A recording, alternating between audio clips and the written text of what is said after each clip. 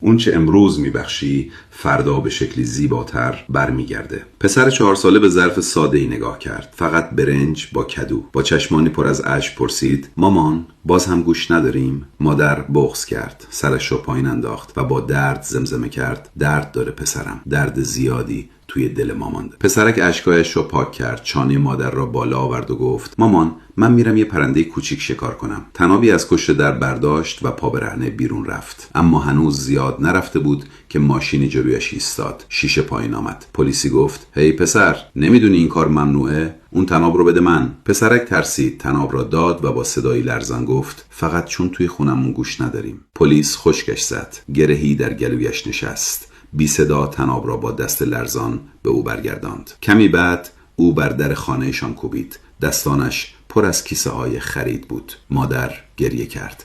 پسرک در آغوش پلیس پرید و گفت: اگه یه روز بزرگ شدم جبرانش میکنم. سالها گذشت. پلیس پیر و بیمار شد و ناعادلانه کارش را از دست داد. بی پول به بیمارستان رفت تا خانه‌اش را در ازای عمل جراحی بدهد، اما دکتر با دیدن نامش لبخند زد و گفت: نگران نباش، عملت قبلا پرداخت شده. چند روز بعد نامه‌ای دریافت کرد: آقای پلیس، هزینه عمل سالها پیش با یک سبد قضایی پرداخت شد. اون روز تو نه تنها یک پرنده کوچیک رو نجات دادی، بلکه خانواده منو هم نجات دادی. پلیس اشک ریخت، به زانو افتاد و خدا را شکر کرد. خوبی که امروز میکنی ممکن است پاسخ آسمان باشد در فردای تو. خدا همیشه شاهد مهربانی هاست و روزی همان کار کوچک تو پاسخی از آسمان خواهد داشت. این ویدیو رو بفرست برای خوشقلب ترین آدمی که میشناسی.